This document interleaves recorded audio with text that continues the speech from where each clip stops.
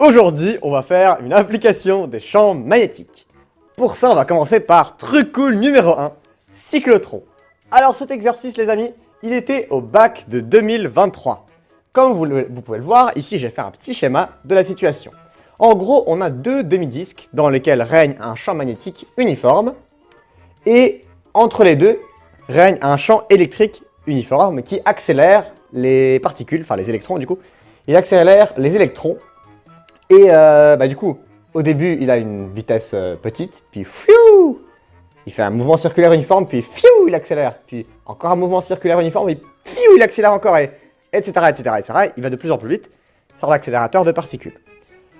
Du coup, les questions qu'on nous posait, c'est premièrement, quelle est la direction et le sens du champ magnétique, en sachant que du coup la particule elle se déplace comme ça. Enfin, vous voyez sur le schéma. J'espère. Du coup, on sait que la vitesse, elle est comme ça. Enfin, elle est tangente à la trajectoire, quoi. Et du coup, QV, comme c'est un électron, Q est négatif, QV est dans l'autre sens. Et du coup, on utilise la règle de la main droite. Laissez-moi un petit peu QV. Ouais. Et la force magnétique, elle est vers le centre, parce que c'est une force centripète. QVB, règle de la main droite, je ne sais pas si vous voyez, QVB, FM, du coup, ça, c'est le champ magnétique qui sort de la feuille. Donc, voilà, le champ magnétique sort de la feuille. Ensuite, deuxième question. Calculer la vitesse. Donc, comment on calcule la vitesse? Eh bien, la vitesse, c'est-à-dire... la vitesse dans les... quand elle est en mouvement circulaire. Quand elle est en mouvement circulaire, donc, on sait que la force magnétique est une force centripète, donc qui n'effectue aucun travail. Du coup, la vitesse reste constante. Elle n'effectue aucun travail, c'est un mouvement circulaire.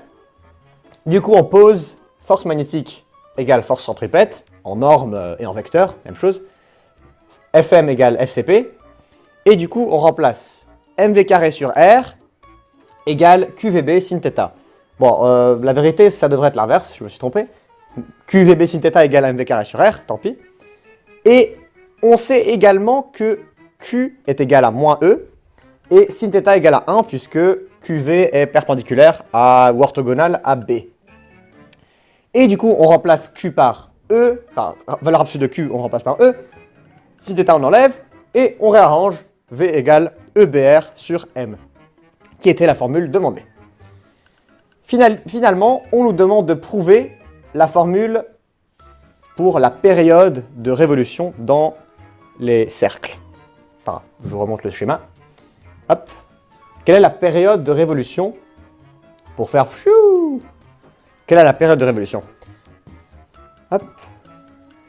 Donc pour ça, il faut déjà prouver que la vitesse est constante. Il y a environ 500 méthodes qui me viennent à l'esprit pour faire ça, mais truc simple, on vient de démontrer que V égale EBR sur M. Analyse de grandeur. Analyse des grandeurs, je ne sais pas si ça existe, mais on regarde toutes les grandeurs. C'est toutes des constantes.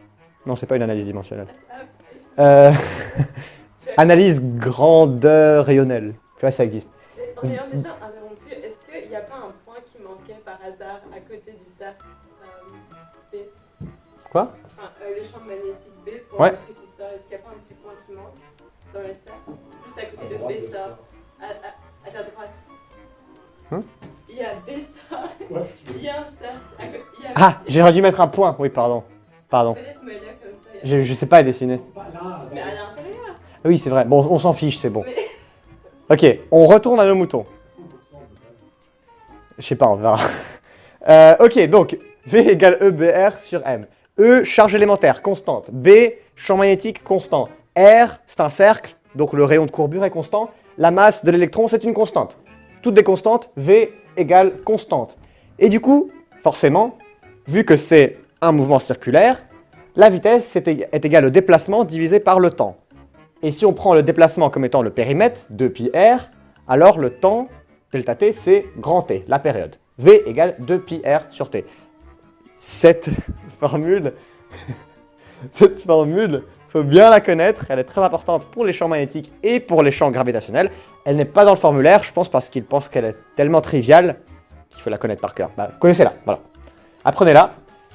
D'ici, on remplace juste V par EBR sur M. Donc EBR sur M égale 2πr sur T. On réarrange.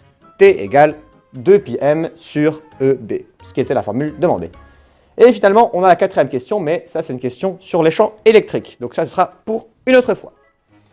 Deuxième truc cool, deuxième application. Hop. Sélecteur de vitesse.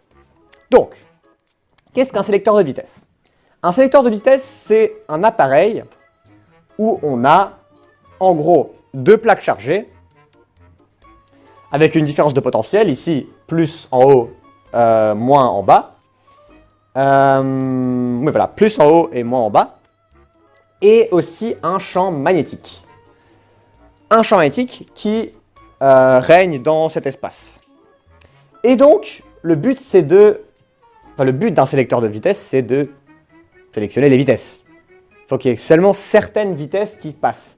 Et comment on fait ça?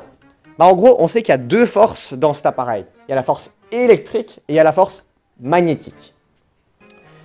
En gros, si la force électrique est supérieure à la force magnétique, en norme, alors l'électron ou la particule est dévié vers le haut.